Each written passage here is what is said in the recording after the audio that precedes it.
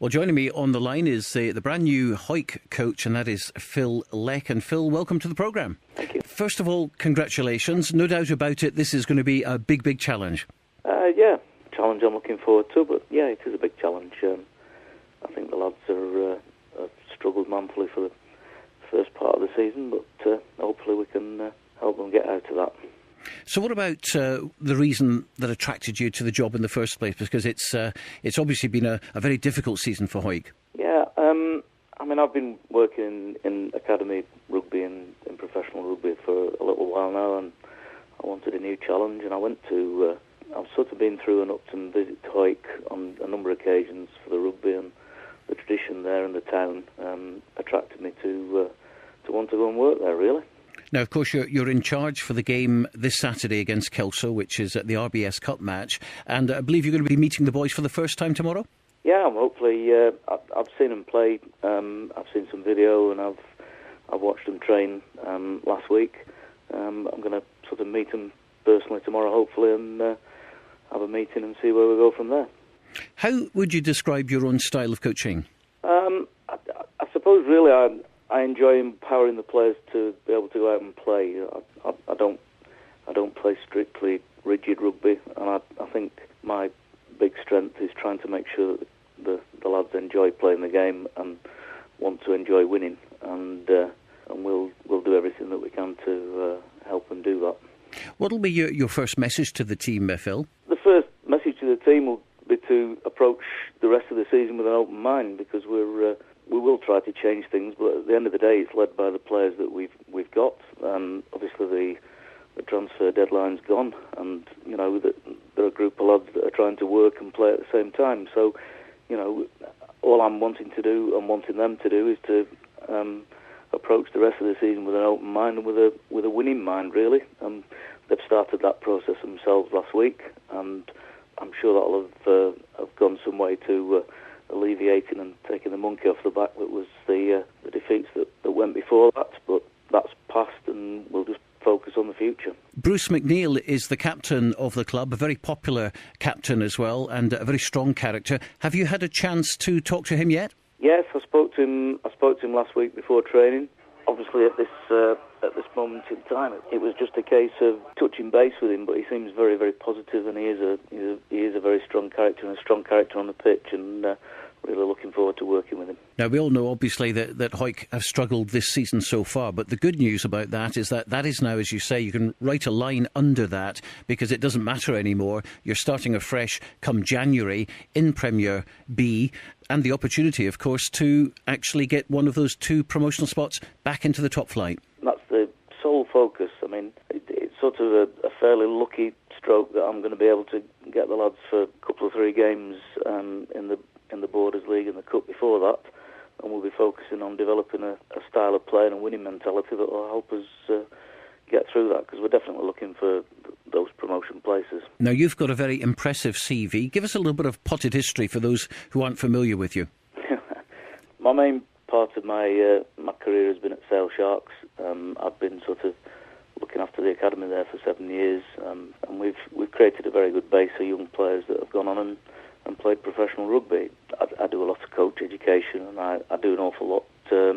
I want to try and get into the community as well, to try and sort of enthuse the youngsters to come and play more, and that part of my career is very sort of well known in England. But I just really want to get stuck into this job, because history, you're only as good as your next game, and all I want to do is just get started and working with the players and get cracking on this. Well, I've spoken, of course, to Jim Hay in the past, Deke Armstrong, a lot of the ex-coaches who have actually experienced the job. And at times, obviously, it can be a thankless task. You can be up 1 minute and down the next. So it's a very special person, I think, that wants to be involved in coaching at that sort of level.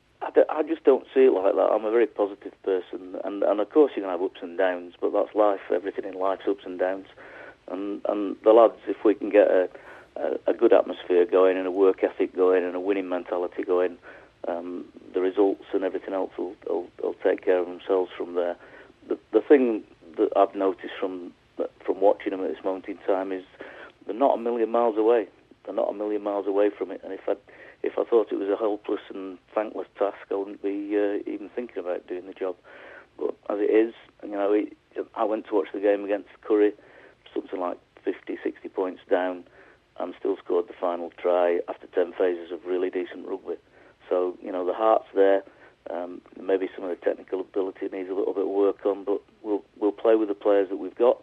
We'll develop the players that we've got, and hopefully we'll go forward that way. Because although the wins weren't there in the early part of the season, there were some very, very good results. Away at Ayr, for instance, they were hanging on there in the lead, which would have been a historic win at Millbrae just for a last kick about 8 minutes from time. And also against Gala at home, they matched Gala. They did very well against Dundee on the road. As you say, there's definitely something there. There definitely is, and it's that winning mentality, and it's that being able to close those types of games out. They're a very young side.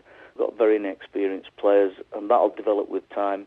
And if they stick with the process and stick with what we're trying to achieve, then those games will turn into winning games instead of just losing by the narrowest of margins.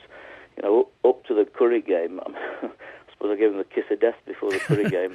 I'd sort of remarked to the lads there at Hawick that they hadn't lost very poorly.